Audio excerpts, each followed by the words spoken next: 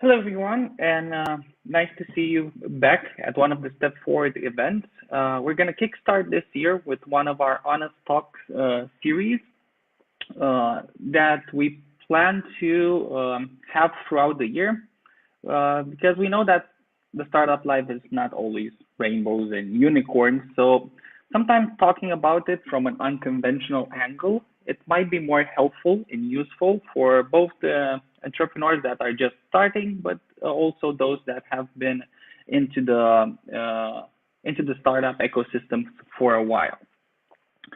So this evening we thought about approaching one of the subjects that are actually useful because not all investors or investments that have been made or will be made in the future will be all successful, and there are going to be ups and downs throughout the negotiation phase of how do you interact with your investor, how do you move forward with your startup, and that's why we want to see how things sometimes don't go exactly as planned and what we can do to make them better.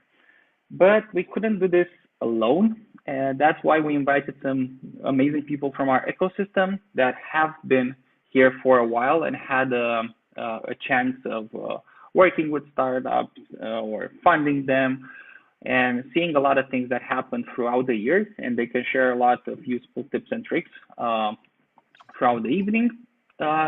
So before we kickstart, I thought we are going to have some short intros, and I will ask each and one of you if you can give a brief description about your background, but also if you can point out what's your investment experience, from what angle have you approached it, and where did you have the opportunity to go through the process. So to start it a bit, of course, unconventional, I'm going to ask first Mihai, and then go to Carmen, and then to Ciprian to mix and match the order. Hey guys, thanks for inviting me. So I'm Mihai. I'm a serial entrepreneur. I founded 4 companies to date. This is my 4th company right now. And experience-wise, I mean, I've built Clever Taxi. That's how you may know me. And for the 3 product companies that I've built, I've raised funding for all of them. Couple of rounds for Clever, one for the first company, and one for the current company. Since my exit, I'm also an investor, part of Tech Angels as well. And I've had quite a bit of experience in terms of being in companies as an advisor, mentor, or investor. So I guess I could be kind of both sides of the table, maybe just a bit on the investor side, more on the entrepreneur one, I guess. So yeah, that's about all about me. Okay, thanks, Mihai, for the half and half presentation. Experience. Carmen, yeah. Sure. Hello, nice to, I would say see you, but I cannot see you, so nice to meet you. I'm founder and CEO at Seedblink. I have been in the software industry for more than 25 years. I have built software companies from scratch, like Graph Antivirus long time ago, then ePayment, now ePayment e-commerce platform. We are all of us using Paying for payments, and Avangate to check out, and now Seedblink, and also a VC wannabe, because we have started at some point building a VC, but it didn't work. So this is a failure that probably it will be interesting to talk at some point. So from the investment perspective, I've been on the company side with Avangate in 2 or 3 rounds of investments. Actually, 2. I've been in Avangate, and 3 exits.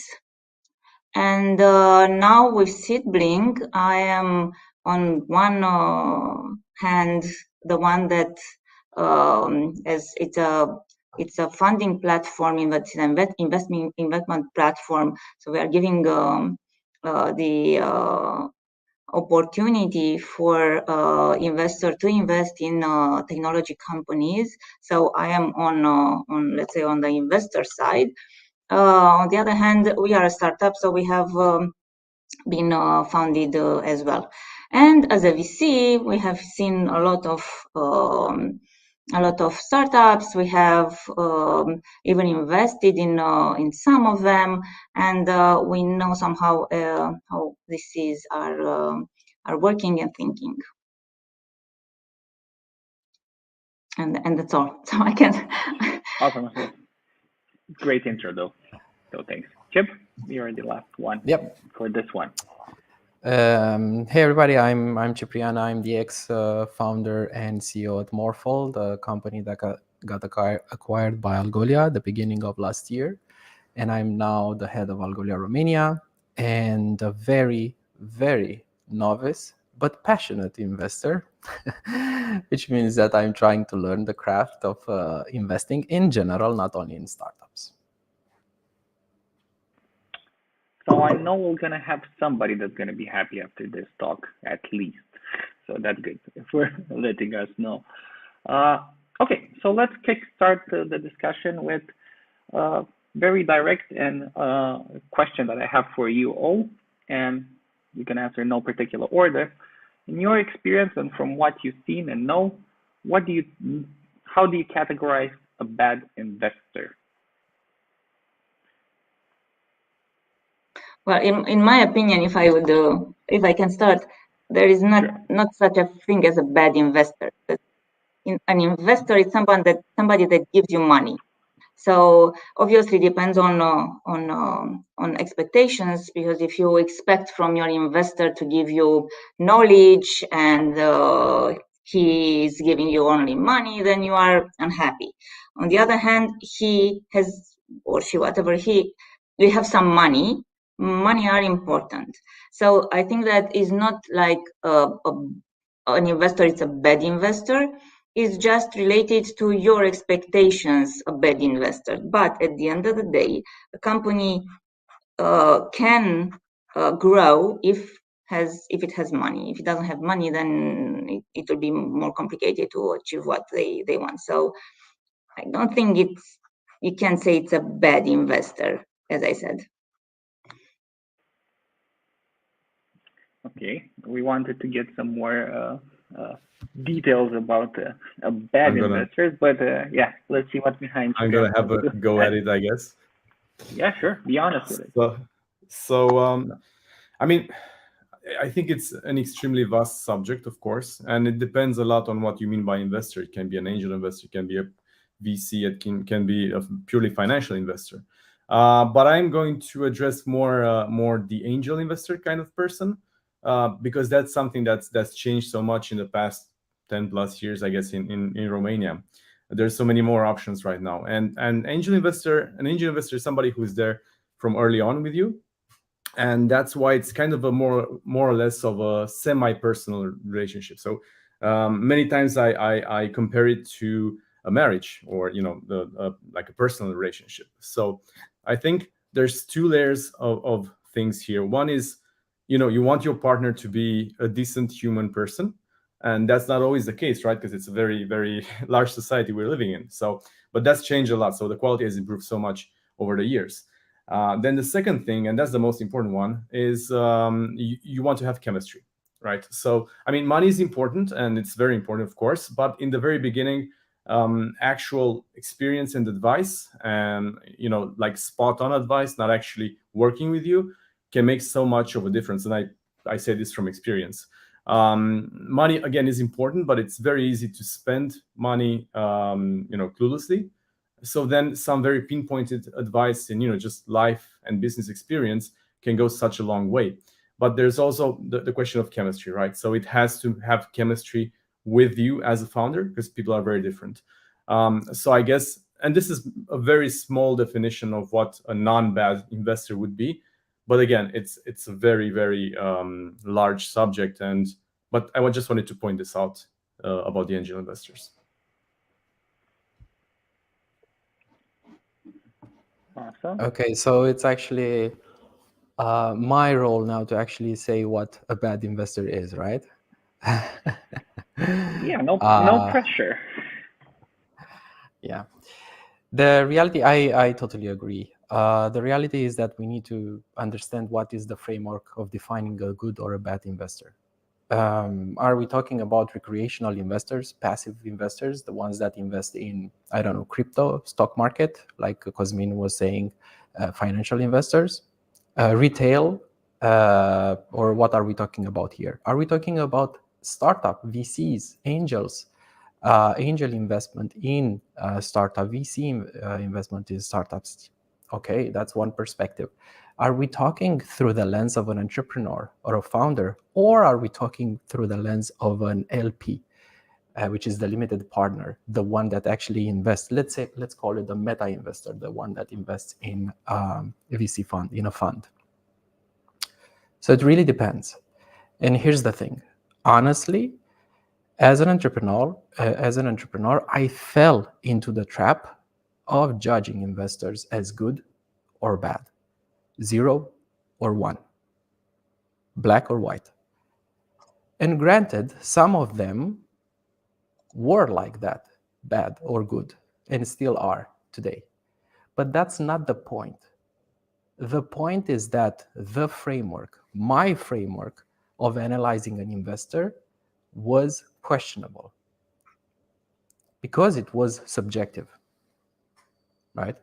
And so, yes, an investor might not answer your phone for days, weeks, and months in a row.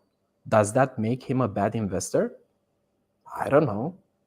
Does that make him or her an awful human being? Yeah, for sure. Nobody is that busy. Or investors that are hesitant at actually saying a clear no to a startup because they are afraid of, not losing a good investment later on. Are they a bad investor? Maybe. Bad for the entrepreneur, for sure. Bad for the long-term strategy of the fund, if we're talking about a VC. Who knows? Numbers can tell. So I think it's all relative. A bad investor for my startup can be an excellent investor for another startup and vice versa. And from my experience, just to drive it home, what I've seen out there, and not only in Romania, good investors tend to be professional investors, accredited investors. And I don't think we have that notion, legally speaking, of accredited investors in Romania. And these investors are in a position to help not only with money, but also with connections and expertise. This is what I would consider as a good investor. Bad investor, on the other hand, is the one that everybody is running away from. People talk. Investors talk about startups and entrepreneurs, and guess what? Founders and entrepreneurs talk about investors. There are those investors that have the tendency to put people down, founders down. This is a reality. To bully them, and sometimes even talk trash about their portfolio companies, which is amazing to see. I know it sounds bad, but this is an extreme. We are talking about extremes here. But it happens, and we need to be aware of it. So, from what I gather, they're not bad investors per se. From what everybody's kind of tried to pointing out, there's some bad experience out there, or some experience that are not very good for you as a startup, as a founder coming on for your first round or your second round. But it was interesting that you tried to kind of mention there are like different types of investors and their roles, and we need to kind of understand where they all come into the life of a startup. And I believe founders might need the help also to understand what's the thesis for each of those types of investors. And I will gonna ask you and see if you're gonna share the question, or maybe somebody want to start and then we can somebody else can jump in. From your experience, yeah, some of you having more experience on the VC side, someone on the entrepreneurial side.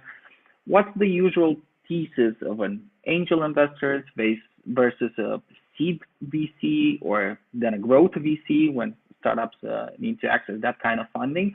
Or there also some corporate VCs that are present, not so much in our ecosystem, but there are some also good options for some startups to access those as well. So the thesis for angels, seed, growth, and maybe corporate.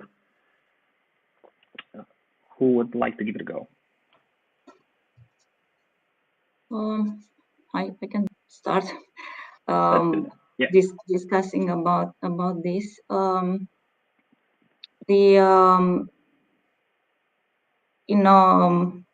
the life of the startup, you need funding.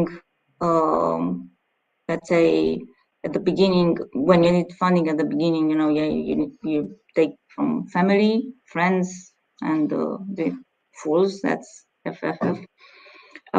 But at some point, an angel or several angels can like your idea and trust that you will grow. Usually, as it's been said here, the angel investors are the ones that are interested in the business and they want to help. And usually, they help a lot the business. They are involved. They like to be involved. The amounts are around invested are between, I don't know, 10,000 euros, dollars to probably 100 and even more. Actually, you can have angels that are putting in checks of 500,000, for example. So, but their thesis, let's say, they invest in companies they trust. Probably they know the founder, or they get to be very familiar with the team, so they invest in the team and in the business, and it's more like a personal, more or less a personal approach. Now the VCs, the seed VCs, in my opinion, they are more or less on the same stage for a startup, but the VCs, they have different theses by themselves. So a VC can invest in a seed. Their thesis would be to invest in seed rounds. So tickets up to 500,000 or tickets up to 200,000 million in a particular sector.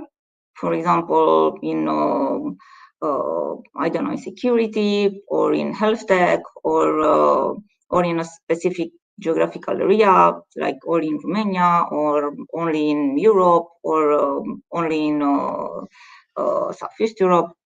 So each VC has a investment thesis, and I think that it's important for a startup to know where to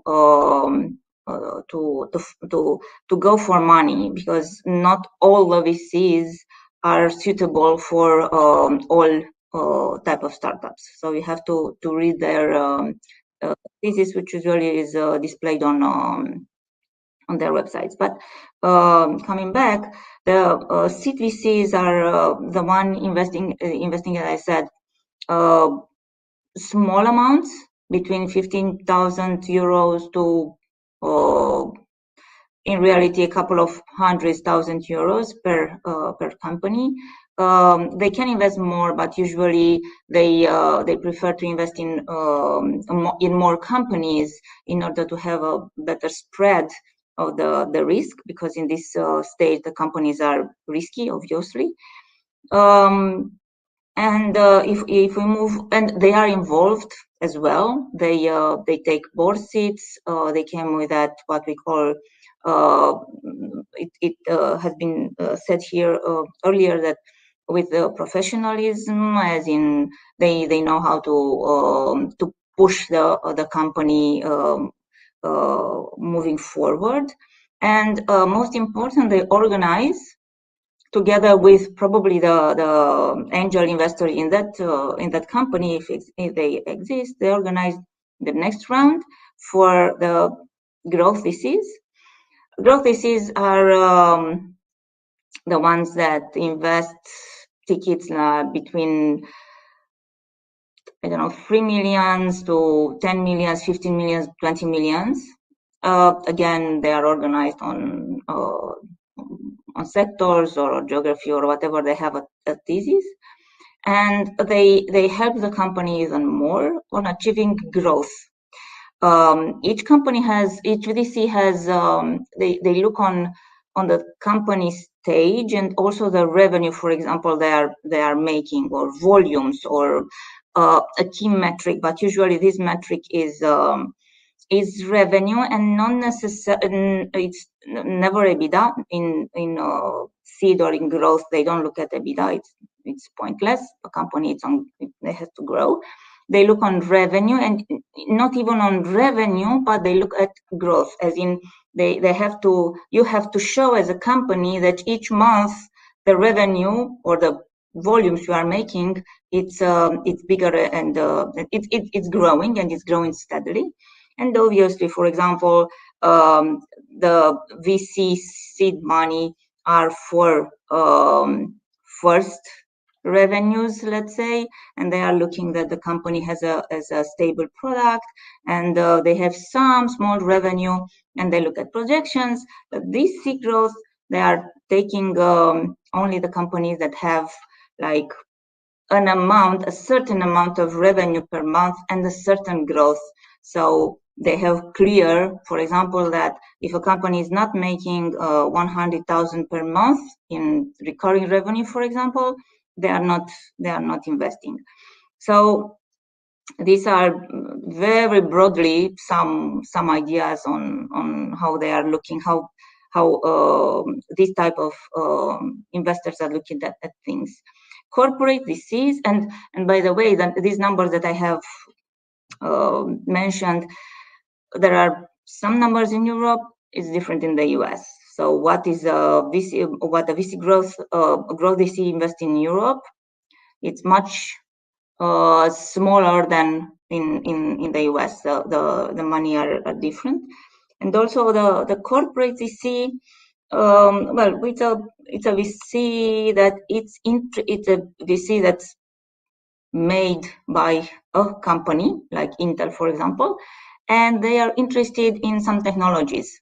So they are not so much interested in revenue or other financials, but in technologies that they can use. And it's a big debate if you are to take a corporate VC in your cap table or not, because on one hand they will be helping you because they are giving you the clients and helping you with the technology. On the other hand, you are somehow tied to that company. So if they will be buying you in, I don't know, 5 years, 3 years, or whatever, and you have a deal on that sort, you are a little bit tied to that company, to that VC. But it depends. Well, Carmen, thanks a lot for defining all of them, like pretty on point and different. But also, Mihai, Ciprian, if you want to add to the thesis that you've seen for all those types of investors. I don't want to take too much time with this question particularly. I just want to mention one thing. I think that the investment environment has been changing a lot in the recent past and the present, and you see different companies raising different amounts of money in different time spans. You see the first unicorn in 14 months, which was a few years ago. Now it's eight months from inception. So it's changing a lot. So I think like rigid structure doesn't really work for this environment. But if you look at KPIs, I think startups companies have different stages of development, and investors, be them VCs or angel investors, are just try to cover the whole spectrum of development stages of a company. So then, without actually having categories between angels and corporate VCs or PE funds or anything like that, there's usually you're looking at risk, structure of deals, the value of the founder, and in general involvement of the investors in the company. So as the company grows, the value of the founder decreases a lot. The involvement of the investor decreases a lot, but numbers matter much more. Proper numbers are much more relevant. When you're investing in a very new startup, many times it doesn't even have a product. You're actually just investing in a person. You can't really have a lot of structure with that, and that's why it's usually it's an angel investor. Angel because nobody sane would invest in that, and nobody from planet Earth would do that.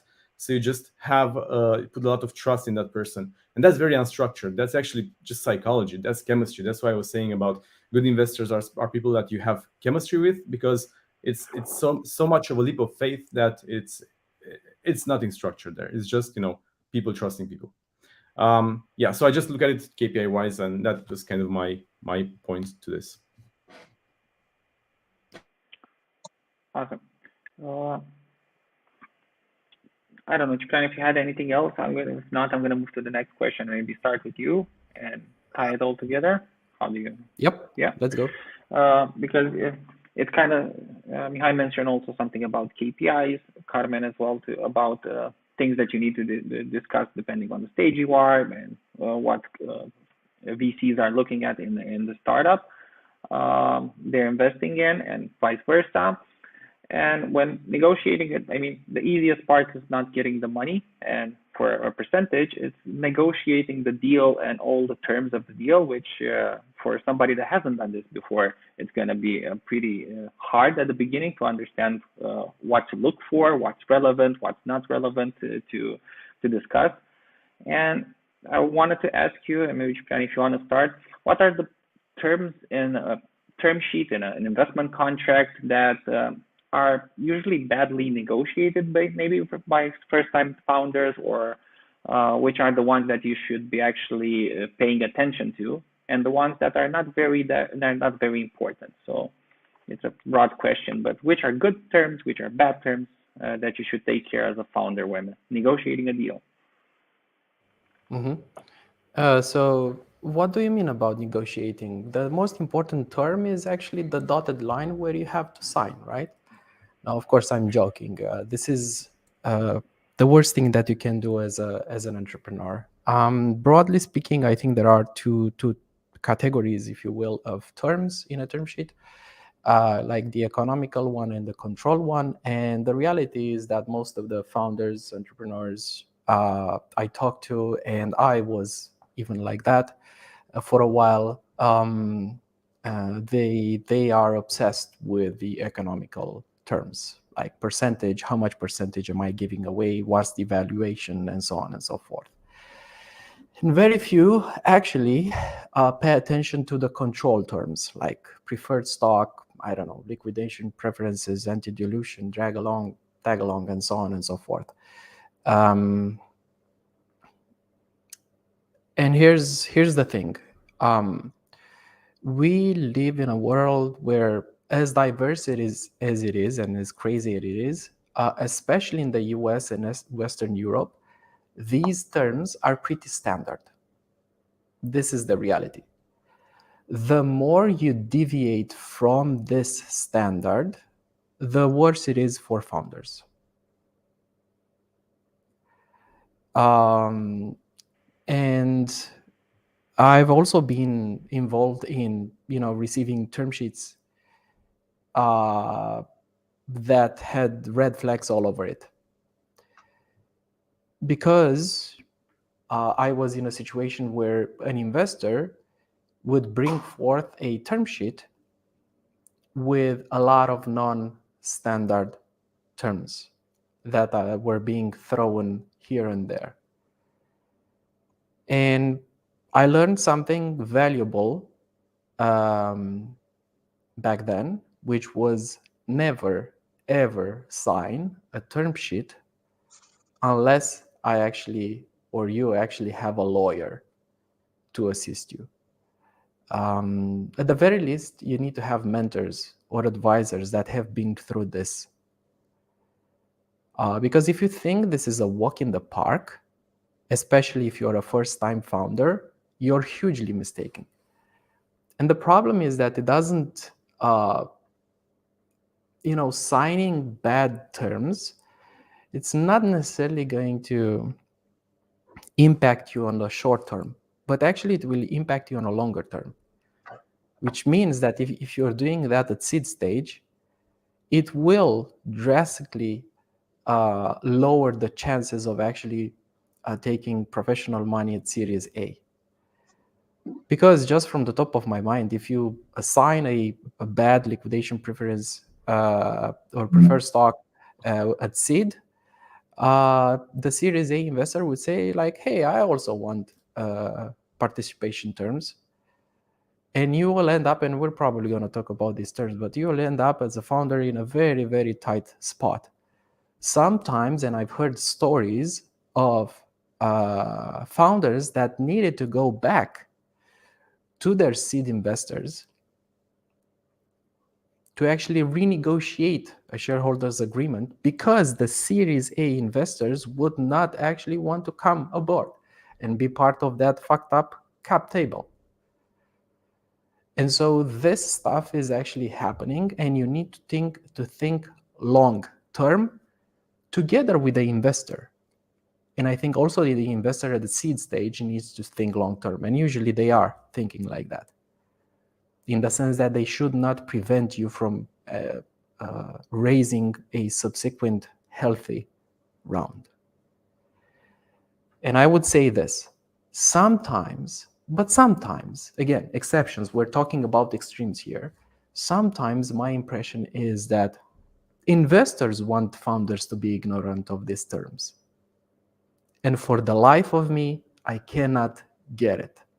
I don't understand why an investor would want to invest in a poorly prepared founder or entrepreneur that's prepared to actually sign on the dotted line without pushing back. Well, thanks a lot for sharing that from also experience that you had, but also from other people's point of view that's been through the investment side and taking money. I was curious, Mihai, did you have situations when we had to maybe we go back and negotiate some terms that weren't good at later stage? Have you seen some terms maybe offered for some investments you're looking to make? What's your take on this?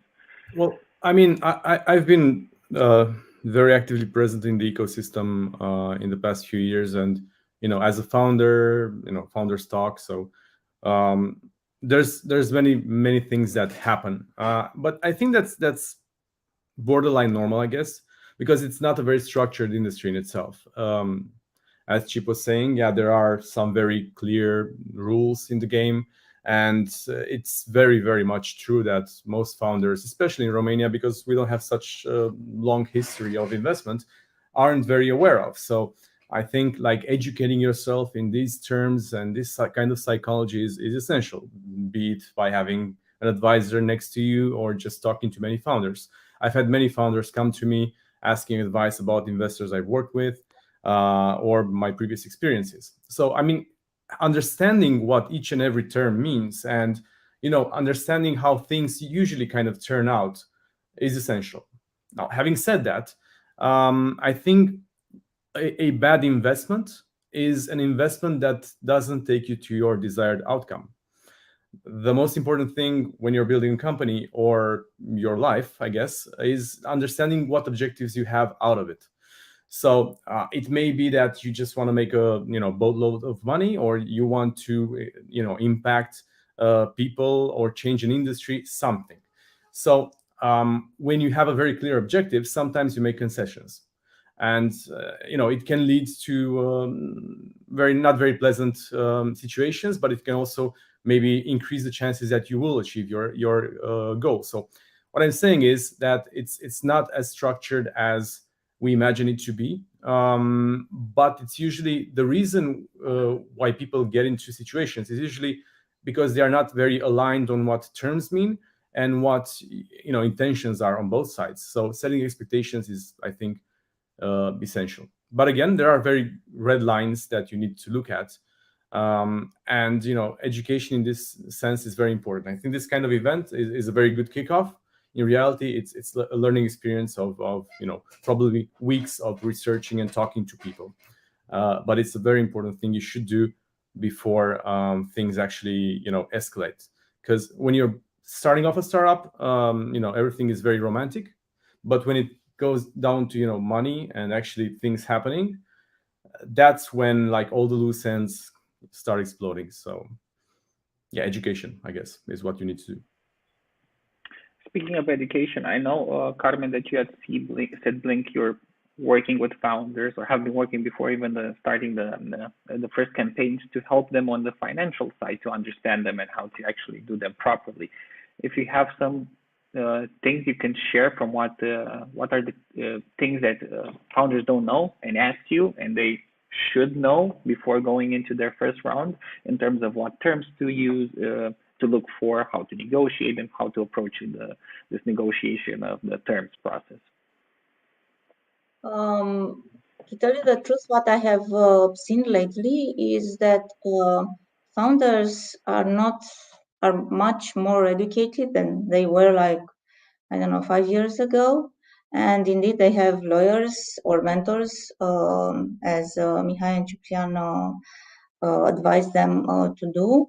And they are negotiating the terms, and they know what they should obtain from this from the term sheet. On the other hand, because we at Seedblink we have a rule to have a third party involved as well, like a VC, for example, or a business angel.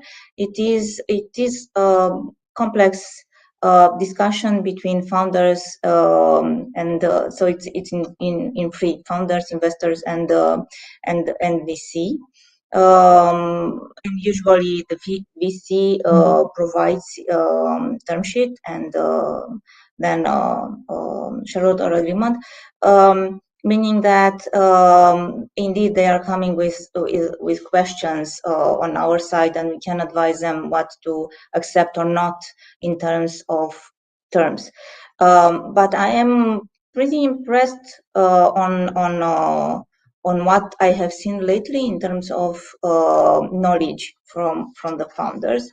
That's one aspect. Another one is that, and that's the flip side, there are cases, and not a few, when indeed they have to go back and some of them, okay, not all of them, go back and renegotiate with the angels, with the first investors, because the cap table somehow it's like, and they cannot move forward.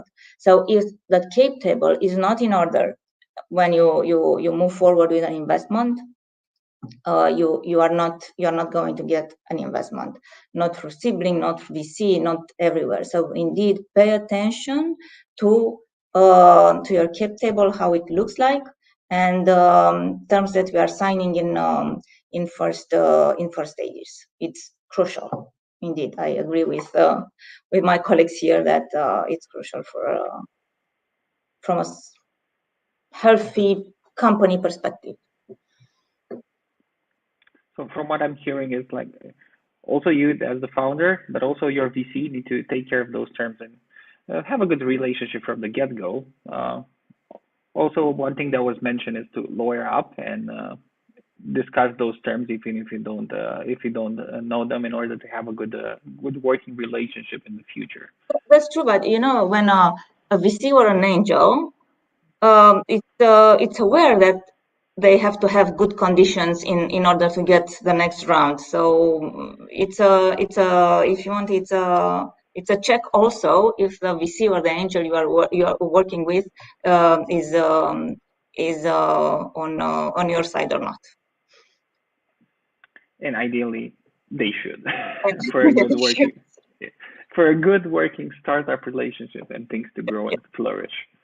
Um, Speaking of terms and some of them that maybe some founders are thinking when before negotiating their deal is how they can handle the situation when they want and have to keep the ownership of their product, of their vision, but they also need to give out some control to the VCs that come on board into the cap table, such as board seats or voting rights on some of the issues, some of the things that they are happening in a normal life of a startup. So how do you, as a founder, kind of negotiate this? Are those things standards? Should they be standard in terms of how much control you give over to the VC, how much of the control of the startup and the product should be in the hands of the entrepreneurs? I know. Mihai, I think Yes, I saw you. Yeah. Try to. I saw you wanted it. Yeah. So I'm big on capitalism and on free markets and meritocracy in general, right?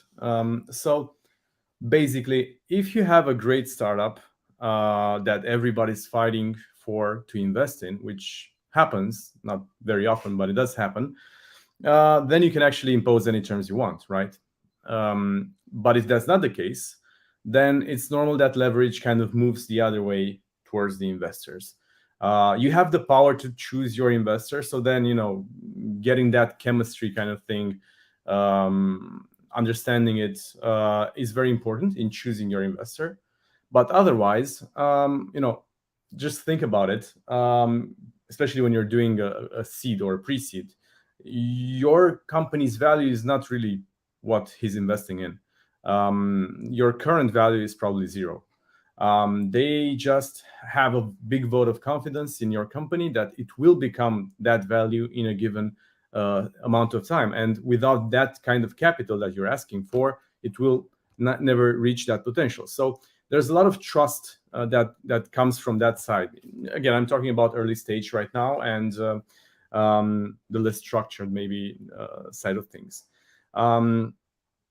So it's always important to have that in mind when things like liquidation preference and preferred stocks and stuff like that is involved, because you're not really the owner of a big company at that point. So you're making concessions, right? And that's something maybe not always easy to understand. That's why I say about education and trying to understand the other side of the table's kind of point of view on things. And again, that changes a lot as the company grows and reaches different kind of milestones. Awesome. Ciprian, have you had situations when you had to maybe give up some control? Was it okay? How did you negotiate or handle that? Yeah, of course, and it was not okay. I negotiated and I did not accept the terms. But simple answer, yeah. Yeah, we compromised and we did it my way. But no, just joke aside, I just want to say that the only thing that I would add to what Cosmin was saying is it's not bad to actually have board members. Personally, having board members very early at seed round does not make a lot of sense. Board members later on makes more sense. But even so, if you have them, I think it's important to be accountable as a CEO and as a founder to someone. That's one thing. That's one aspect. The other aspect is like, hey, if they are part of your board, then you have to put them to work. Because the last thing that you want to do is to just be present in those board meetings and just read a boring report, and then everyone goes home or to their thing and nothing happens. So the board members should not be a bottleneck. They should actually advance and help you drive the company forward. So it's not a bad thing.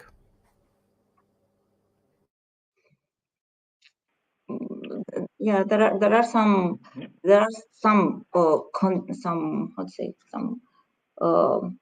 rights that you have to give to your investors. You, as a founder, at least in the first 1, 2 until Series B, you will strive to have the majority in terms of shares, but in terms of voting rights, it might be that for some type of resolutions, you'll have to share this to share the voting with your investors, and this is something that you negotiate. Some of them are like, you have to do it like this. Some of them are negotiated, and yes, I agree.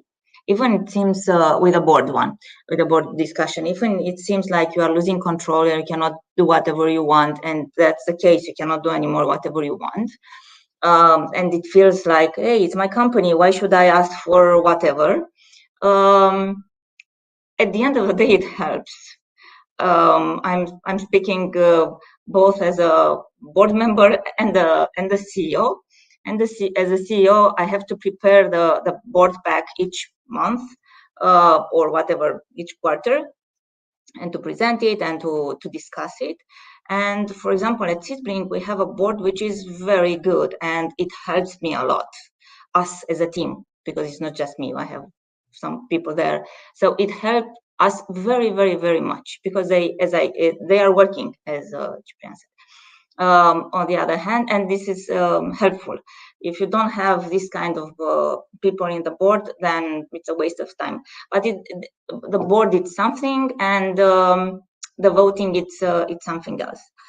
So there are gives and takes on this one. So we talked earlier, you have to have a good relationship from the get-go, but also continuing with your investors that also hold board seats and help you with some of the things, and having some voting rights are normal in some of the situations. So you need to expect that as a founder, that it's happening in a good and healthy relationship with your investor. I know, Mihai, you mentioned earlier something about how easily unicorns came to be, and to become a unicorn, you need to get several rounds of investments and big money. However, from what we've seen at Step Forward for entrepreneurs that are going into their first round, sometimes they tend to ask not for enough money for their startups until they learn how to calculate and do it properly. But I think there's the flip side as well for a startup. If you're asking way too much money in your first or any of your rounds, sometimes it's gonna be not very good for your business. Can you please share why is it bad sometimes to ask for too much money? Because we kind of teach people why it's bad to ask for too little and not having enough to push towards the next stage. I would start. So I don't think it's too much money. It's how much of the company what you are giving for that money. So if you are taking a lot of money for, I don't know, 2% of your company, great. It doesn't. So it's not about as much money as possible. You can do. I think that we can do stuff with money. It's this ratio between money and how much you are giving out from your company, of your company, because if you are giving too much in the seed round or in the pre-seed round, then in the next stage is what you are going to do. So you have to have a plan, even for the next round from start. I will give you 10% now because I have a SOP and I have this and I have this, and I will have a next round next year, and in 2 years time I will have a next round, and how this will look like. So it's not about money, as much money as possible, take it, but in certain conditions. That's my opinion anyway. Mihai, once saw that you wanted to go for it, and Ciprian was nodding like, oh, a lot into that. So I'll leave you both to add something. I actually just came from another event at Polytechnica where there were students, and coming to understand what the world of entrepreneurship and investment looks like, and everybody was, how do you get the money? How much money can you get, etc., etc. So I think getting money from investors is actually not. It's definitely not a goal, and it's actually a bad thing.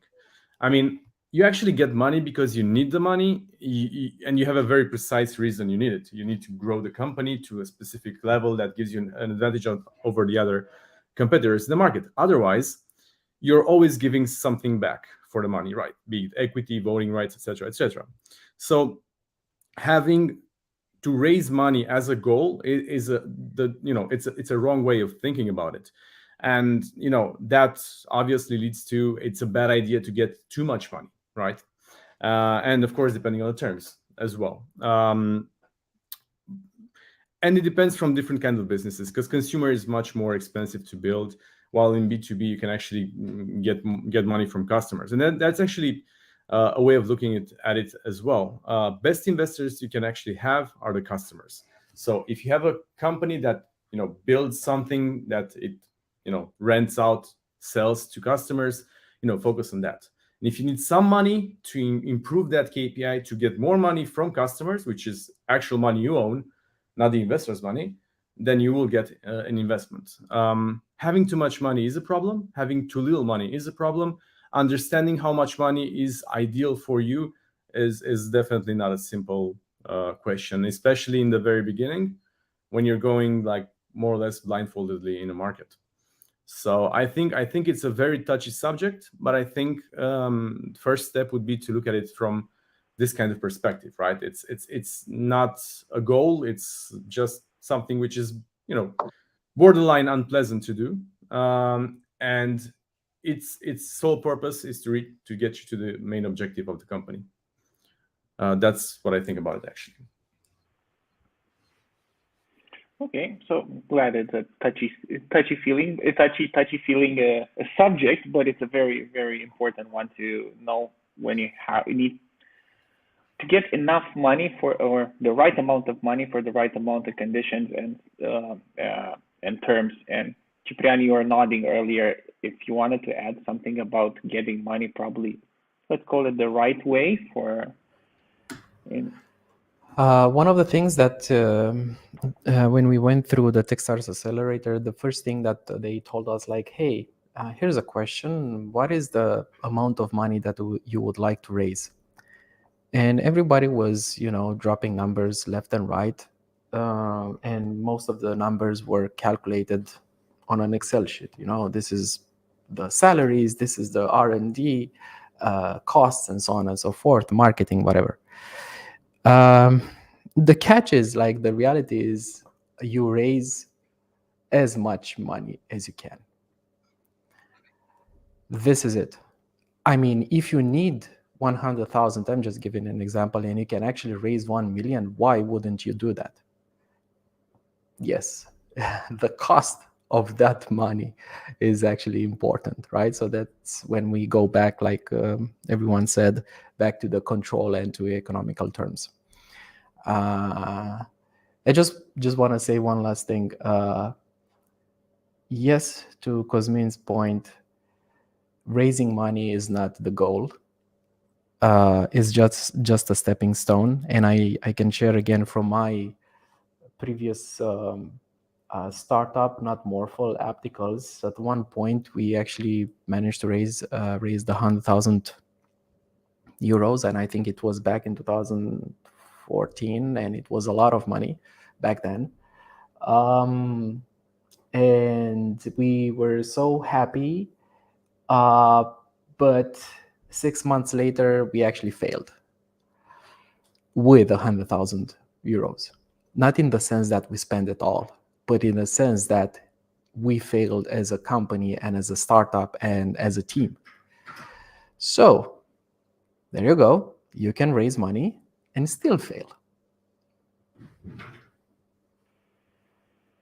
Yep. Well, we're not going to leave it on that happy note because I saw an even better one that Mihai raised one. How do you make this borderline unpleasant experience as an entrepreneur of raising money and dealing with the whole VC negotiation and so on and so forth? Make it more bearable and work for you. And to keep it in our unconventional theme of the night, how do you avoid a bad investment or a bad investment for investor for your startup? What's your, let's say, like final tips and tricks for entrepreneurs to avoid the bad things and go towards to the things that make a good working relationship for you and your investor, first investor, and then your follow-on investors that you are maybe going to look for if you don't fail with your startup in between, which is a high chance of doing that. So I would just come back to the very first thing I said. It's all about chemistry. It's all about gut feeling. If you're not looking specifically at the money, okay, you know what you need to raise, you know what you're going to raise, and hopefully you'll have several offers on that. If you're less focused on the money and more focused on getting an investor which is actually a partner for you, I think you can avoid a lot of stuff. Definitely talk to people, do your due diligence, right? Because when you get an investment, they make a due diligence on you. You should make a due diligence personally on the investor as well. And that's actually quite simple to do because we have a very open ecosystem. But in general, it's about chemistry, gut feelings, and thinking about it as a partnership more than just pure financial investment, because then I guess a bank would probably be a better option, right? Yeah, I totally agree. If you are a good startup and you have several options on the table, then you have to choose the one that the persons that represent that we see that you will be liking working with. So people that you'll have them in your board, you'll have them in your emails, you'll talk to them each day. So it's chemistry. You like them, they like you. You feel that. If you have options, if you don't have options, that's another story. You choose what you have to. You do what you have to do at the end of the day. The best way to avoid a bad investor is not to look for an investment. I mean, yeah, I'm totally on board with everything that was said. Lawyer up, have good mentors, good advisors, ask other founders, entrepreneurs, develop your alternative. Because if you only have one option, which is to raise money, chances are you're not going to do it. Or if you are going to do it, then you're going to immediately sign whatever terms you are given. Awesome. Thanks a lot for those final points. We kind of understand that if you don't have to raise money, don't do it. I mean, raise it from your clients, which is the ideal way to go. And although we talked about terms and numbers, and it was always around a long-term relationship, and it's a thing you do with other humans. Although they're called VC firms, sometimes there's humans behind it. So yeah, you have to have that good relationship from the get-go and look for that good relationship. So yeah, I think those are the hard facts. Is a very soft advice of how to actually manage your investment. Have a good chemistry with them from the get-go, and then probably everything will work out well in negotiating the terms and then moving on and growing the business. I think that's it for this evening. We kind of stuck into the time that we've allocated, and we covered most of the topics we were looking for. And thanks a lot for helping us, sharing some more educational points. I know you all mentioned earlier that it's helpful for founders to learn things from people that are doing this and have done it right in the past, or had a different kind of experiences they learned from. And our hope also is to help them learn. That's why in the in next 2 weeks, we're going to host a crash program, especially on that, on how to get your first investment. And we'll try to teach founders how investors work, what's their business model, so they understand who are they negotiating with, what's the process exactly that you need to go for as a founder, some tips and tricks there from investors from our ecosystem, but also entrepreneurs that have raised money in the past. So we'll leave some details about that if you're interested in joining in 2 weeks' time. And Mihai, Ciprian, Carmen, thanks a lot for being here this evening and sharing from your experience. It was so good having you this evening with us. And for sure, we're going to see you at other entrepreneurial events, sharing some wisdom and helping founders grow and do it, get an investment, let's say the right way as possible if they can. Awesome. Thanks a lot for being here, and I wish you a great evening after this. Thank you for the invitation. Really fun. Bye-bye. Ciao. Bye.